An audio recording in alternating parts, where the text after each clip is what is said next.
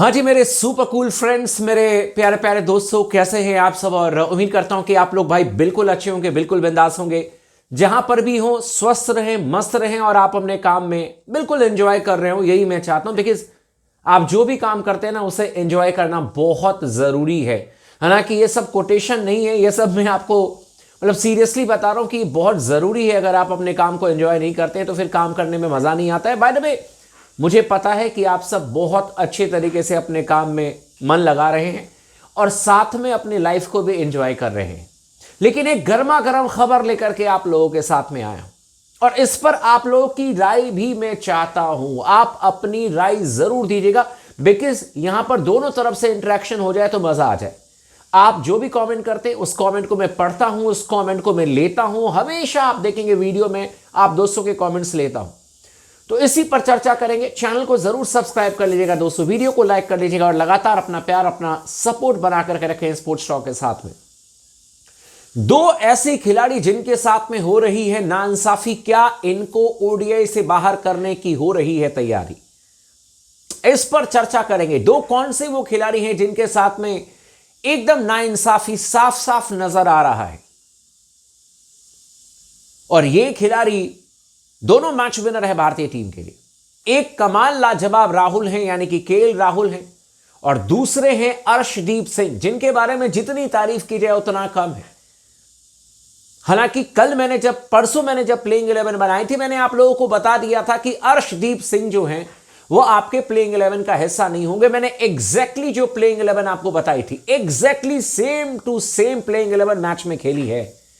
और मैंने जानता हूं कि गौतम गंभीर क्या सोच रहे हैं, मैं जानता हूं कि शुभमन गिल क्या सोच रहे हैं, लेकिन ये दोनों खिलाड़ी केएल राहुल और अर्शदीप सिंह के साथ में क्या नाइंसाफी हो रही है। बहुत सारे लोग कहेंगे कि केएल राहुल के साथ में नाइंसाफी, अभिषेक भाई कैसी बात कर रहे हो? केएल राहुल को तो हर मैच में खिला रहे हैं हमारे गौतम गंभीर साहब, नए कप्तान, the Prince of Indian cricket mister Shubman Gill साहब, तो नाइंसाफी कैसे हो सकती है केएल राहुल के साथ? हो रही है भाई लोगों, बिल्कुल हो रही है।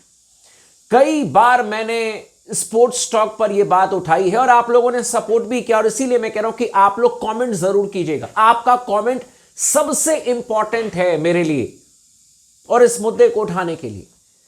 यार एक चीज मुझे कोई बताए कि क्या केएल राहुल जो हैं वो रविंद्र जाडेजा से बैटिंग में थोड़े से खराब बल्लेबाज हैं?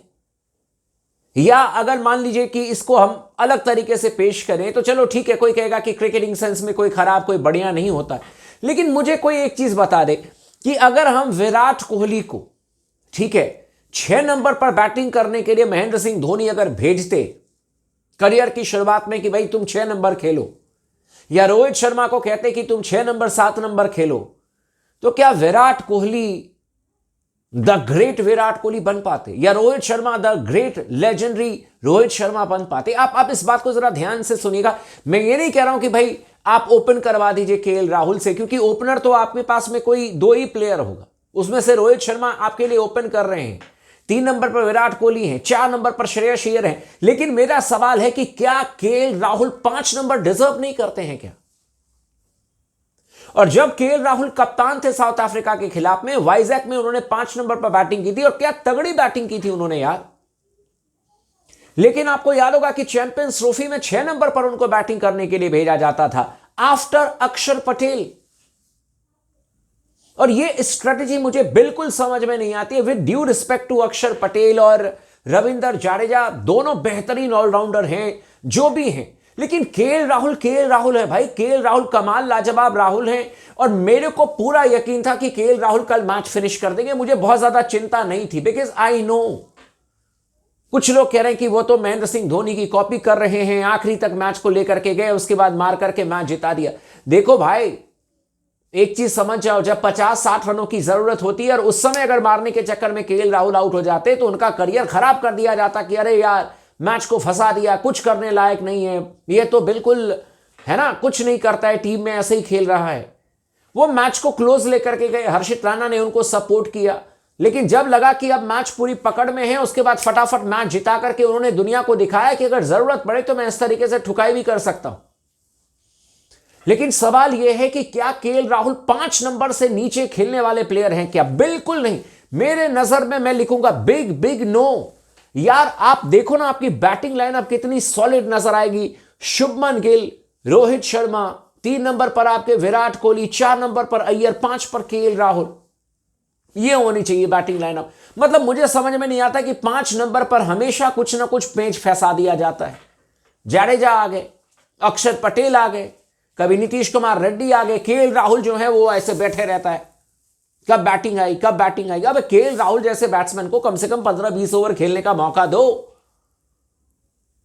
वो आपके लिए 15-20 ओवर में शतक भी लगा सकता है, लेकिन हम एकदम ढीठ हो गए। नहीं, केएल राहुल को हम आखिरी में उतारेंगे।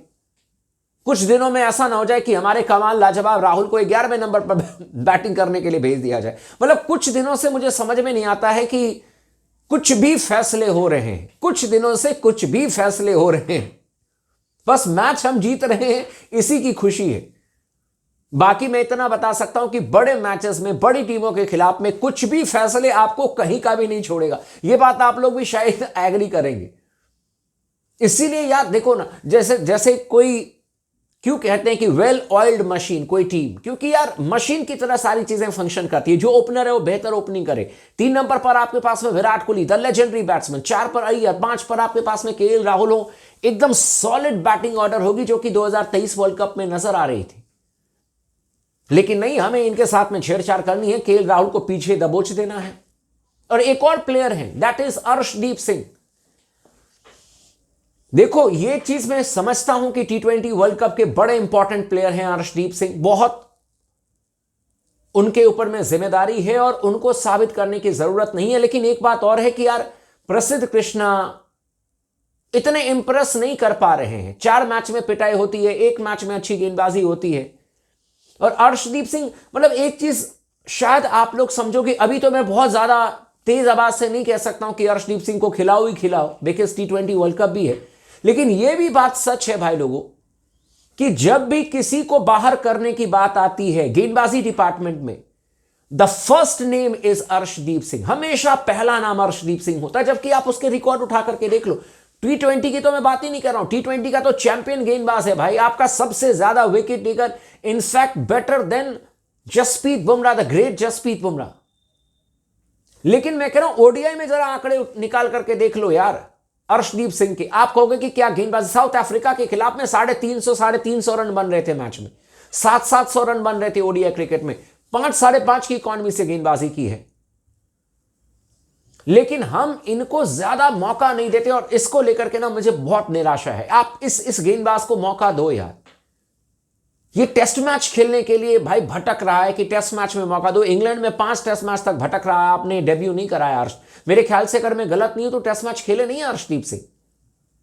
ओडीआई में आप अब 3 मैच 4 मैच है, कहीं पर 1 मैच खिला दिया, फिर उसने बहुत शानदार प्रदर्शन किया तो एक और मैच दे दिया, और अगले सीरीज तक आते आते लोग बात भूल जाते हैं, उसको बाहर निकाल दिया आपने। उसको कहा कि भाई तू टीम में रहेगा, प्लेइंग 11 में नहीं रहेगा। हर्षित राणा हालांकि इंप्रूव किया उन्होंने, इसमें कोई शक नहीं, लेकिन कम से कम अर्शदीप का मौका तो बनता है यार टीम इंडिया में, प्लेइंग 11 में।